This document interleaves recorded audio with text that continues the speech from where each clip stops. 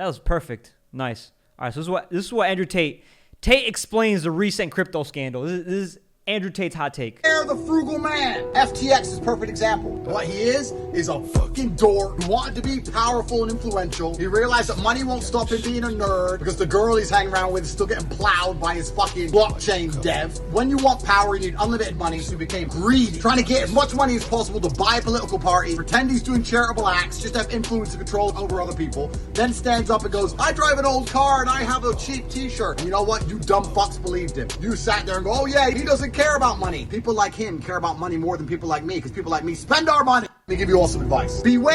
Beware of the frugal man. Breathe air. Sheesh. What do you guys think? You guys think Andrew Tate's got a point? You think we should all worry about being frugal? Do you think we should worry or be concerned about the frugal man? All right, the guy who saves his money, the guy who's trying to build something. Because I think that's a L, bro. I think that's an L take. But I think, is Sam Bankman-Fried, he looks on appearances, judging him first pace basis, he looks blue pill, bro. He looks a lot like a soy boy, for sure, absolutely. Like this is what he looks like, man. This is what he sounds like. I wanted to get rich not because I like money, but because I wanted to give that money to charity. And he really ran off and stole a lot of money right now, man. He stole a lot of money. He's in big trouble. But the craziest part about this entire scandal is the fact that the person he was basically in cahoots with, or the person he was working with, was his girlfriend. And they would always say, they wouldn't even mention it, or his ex-girlfriend, a girl he used to mess around with, whatever. Caroline Ellison, CEO of Alameda Research. Watch this. This is what she sounds like. And I hate when these things happen and people just start to bring up the old conversations. Why couldn't you see this way back when the conversation happened? Why were people talking about it back then? Why are they talking about it now when everything is down? Absolutely could pull it off without my math degree. Use very little math. Use a lot of elementary school math. Being comfortable with risk is very important. We tend not to have things like stop losses. I think those aren't necessarily a great risk management tool. I'm trying to think of a good example of a trade where I've lost a ton of money. Well, I don't know. I probably don't want to go into specifics too much with that. This is the CEO, bro. That is the CEO right there, bro. That girl is the CEO right there of Alameda Research, man. And what it was. Sam Bankman-Fried gave him like $10 billion, bro. What? All right, so let's see. Let's watch a video and a breakdown about what happened with the whole FTX situation, because we gotta get informed. We gotta get informed if we want to know what to do, how we could act. So I got a video on Andre Jick. Crypto, proving once again that we can make millionaires out of billionaires. So here's a recap of how we got here. Previously on Yu-Gi-Oh! So this week started off with CZ and Binance tweeting that they were going to sell their entire stake of FTX tokens because FTX was potentially insolvent. Now Sam of FTX responded that everyone was safe and that customer deposits were perfectly fine. But they were not. Now after CZ tweeted that, the whole crypto space was like, what does he know that we do not? And as soon as that happened, people started to withdraw their funds and sell their assets, which FTX could not honor because they froze roughly $6 billion worth of customer withdrawals, at which point Binance offered to buy FTX pending due diligence. Now by Wednesday this week, everyone was crossing. Hey all, I have a few announcements to make. This is Sam Bankman-Fried. This is the thief. Things have come full circle, and FTX.com's first and last investors are the same. We have come to an agreement on a strategic transaction with Binance for FTX.com. So he's basically capping about that too. Their fingers and praying that Binance would come in and help rescue FTX. But after doing less than 24 hours worth of due diligence, here's what they found. They have officially backed out of buying FTX. And as soon as that happened, the price of Bitcoin collapsed almost instantaneously to $15,000. Woo, opportunity to buy. Opportunity to buy, baby. Ethereum to $1,000, and Solana lost roughly 45% of its value. And that's because people are afraid that FTX is... Yo, who had money in Bitcoin and Ethereum or Solana? Who had money down there, bro? Who's into the crypto space?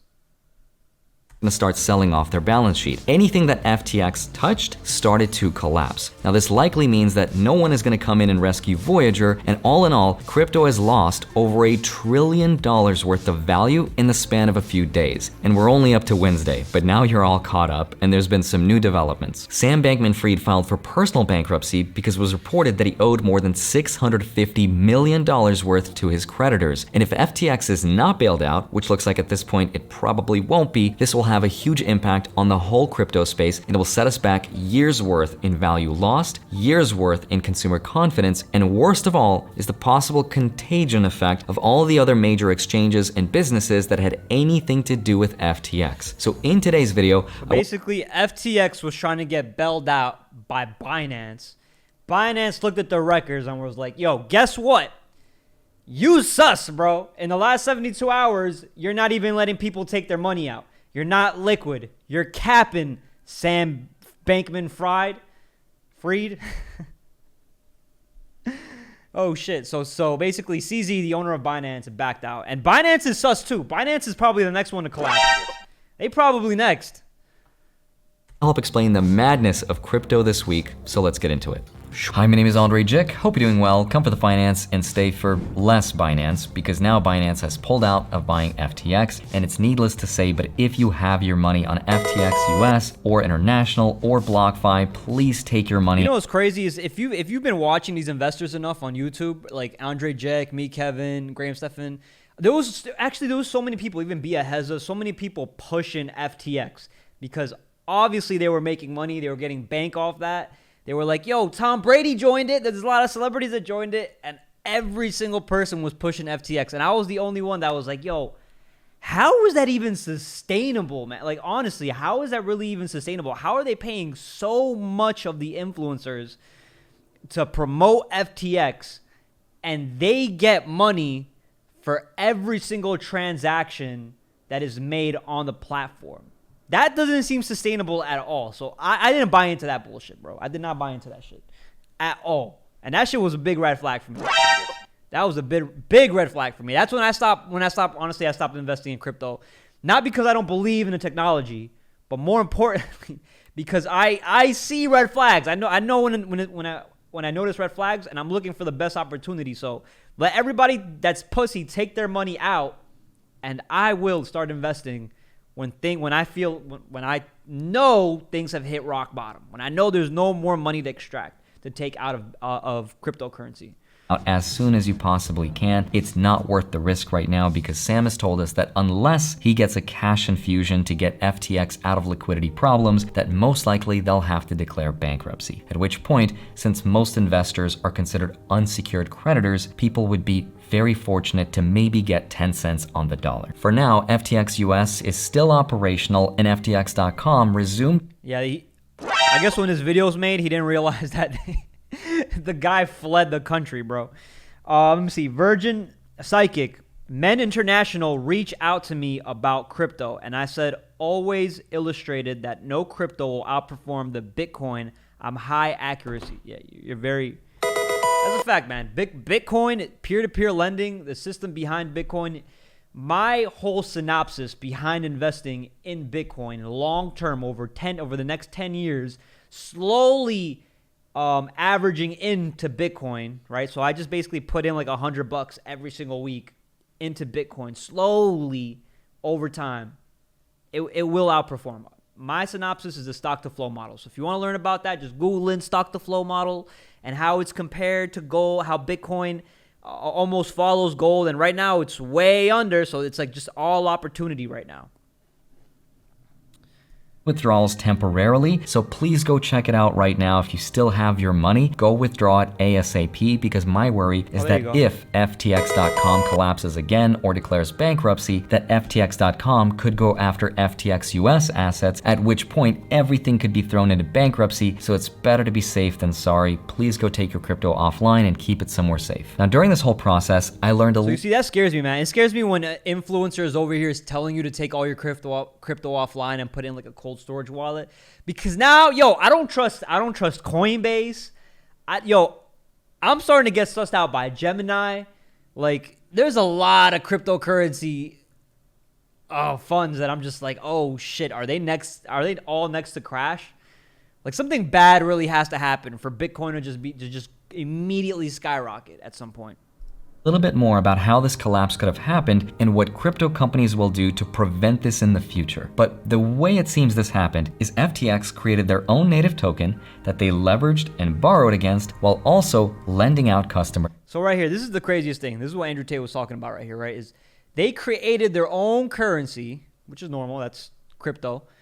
They borrowed against it. So they created their own currency. They burned some tokens. They inflated the price so that they could put it on a piece of paper, go to a loan officer or somebody or investors to be like, hey, look at all the money that we've accumulated. They borrowed against it, and then they lent out deposits. And the reason this is sad. So basically, they started investing in bullshit. They took all the investors' money and started investing in bullshit. Because FTX was supposed to hold itself to a higher standard. Because unlike all of the other crypto businesses that have failed in the past, those companies, in their own terms of service, told us that they lent out our assets and that's how we made our interest. But FTX tried to assure us that our assets were backed one-to-one. And FTX violated its own terms of service and misused users' funds, lawyer says.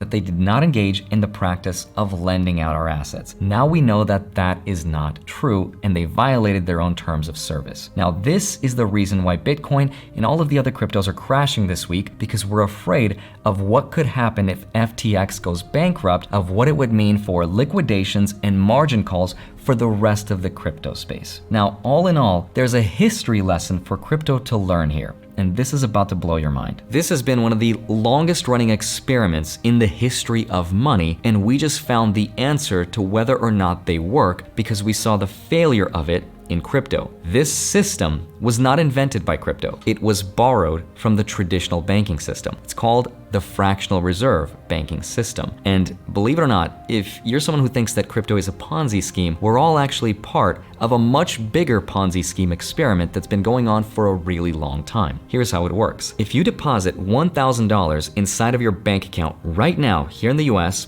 So pretty much, he's just re-explaining what Sam Bankman-Fried did, and Sam Bankman-Fried just took the fractional reserve banking and just basically copied and pasted it to FTT. Bank can legally lend on up to 90% of your deposit's value. So let's say someone else comes along and decides to take out a loan for $900 worth to buy themselves an avocado because inflation in the future is transitory. So they take out $900 and they deposit it back into the same bank to keep the money. That same bank can now lend 90% of that deposit's value, or $810. And this goes on indefinitely until... And if they lose that money, they can't pay you back. So it's something you agree to by keeping your money in banks, keeping your money in wallets, keeping your money in funds. And I'm not saying you shouldn't do it, but you have to look for the one with the best history, with the best performance. At the end of the day, you still take the risk. You always take that risk. This deposit is reduced to pennies. And with just $1,000, a bank can magically create $10,000 worth of value, even though it is 10 times the original deposit amount, and even though they may only have 10% of actual cash in their reserves. This means with just one simple tweet, if you could hypothetically undermine the confidence and trust of an entire bank and you got enough people to withdraw all of their money all at once, that bank would collapse and it would need to get bailed out. That's the mechanism we're seeing fail in crypto right now.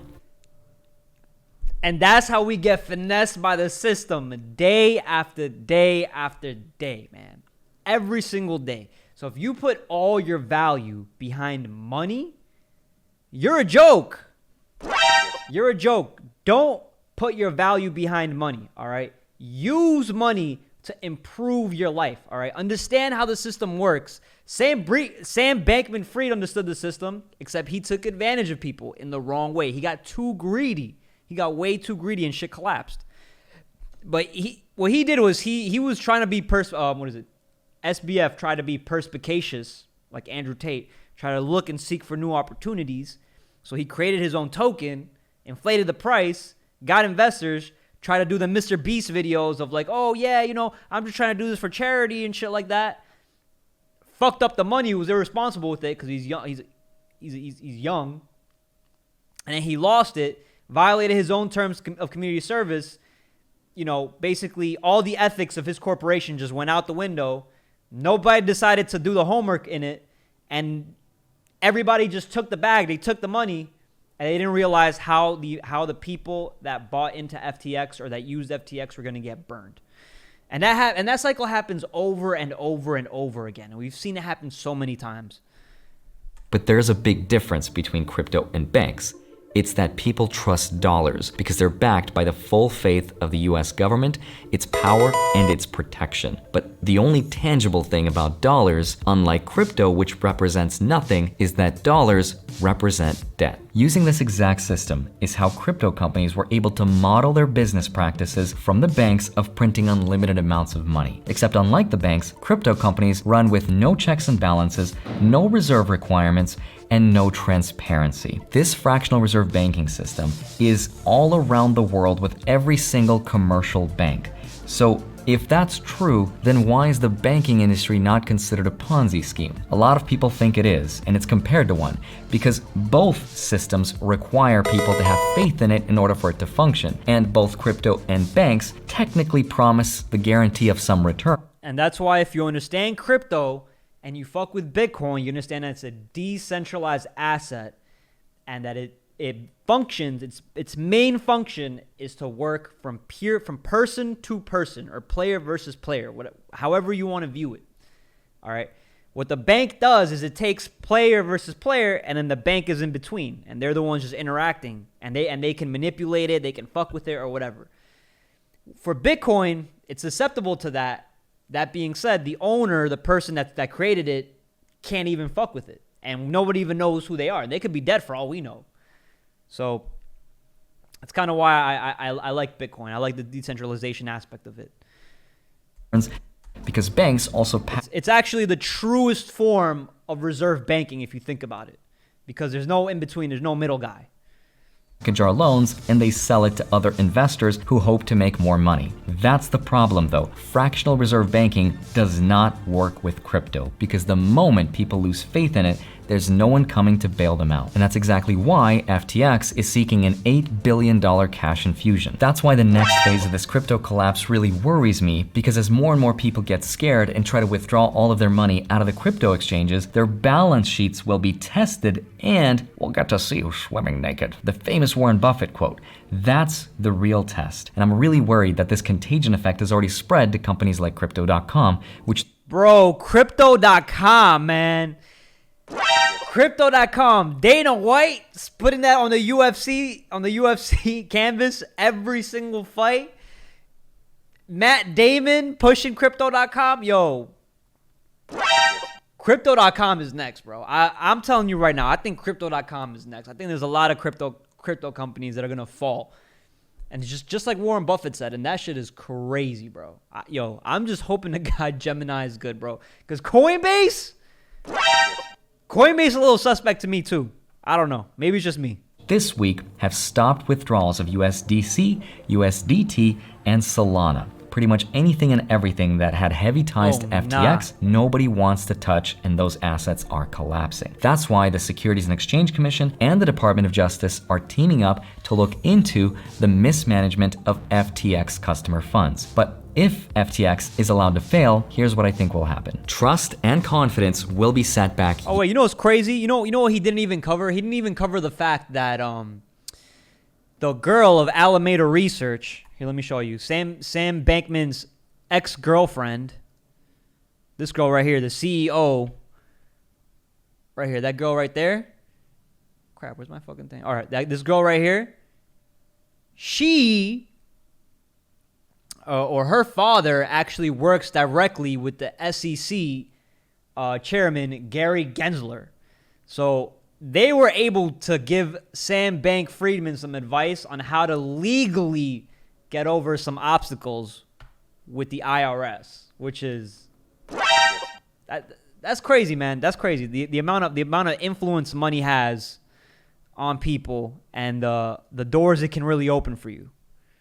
years. But crypto will eventually bounce back and it'll create a better product. And so far, over 9 crypto exchanges have pledged to show their proof of reserves using something called Merkle trees. Not former Chancellor of Germany Angela Merkel trees, but the way data is stored. Now, if you've never heard of this really nerdy term in crypto, Yo, Red Hood, what's up, bro? Just join. What's the beef? Yo, is anybody here, out of the 17 people watching, are you guys invested in crypto? Do you guys know about crypto? Like, talk to me.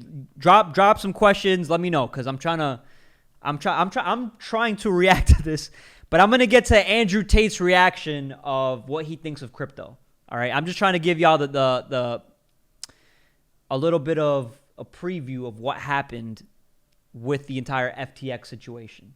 So it's really easy. Merkle trees allow exchanges to see a customer's account hash number, which shows them how much money we have. That data is then stored on a leaf node where it will then be audited by a third-party company to make sure that an exchange has all the money it says it does and that it's not lending it out to someone else. Because the only way for crypto to succeed at this point is to provide full transparency and to be a full reserve system. But here's the thing about full transparency, my guy. Here's the thing about full transparency. Sam Bankman-Fried has also said in many interviews, oh, we are the fullest transparent, the most transparent company out of all the companies out there. They can all say that.